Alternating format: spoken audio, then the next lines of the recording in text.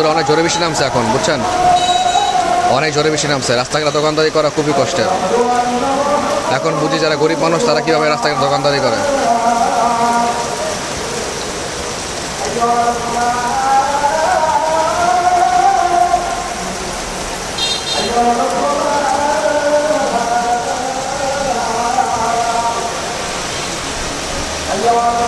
মোবাইলের ক্যামেরা ভালো করে বুঝে যাচ্ছে না এখন যে অনেক জোরে বৃষ্টি পড়তেছে, বাট প্রচণ্ড জোরে বৃষ্টি পড়তেছে কিন্তু।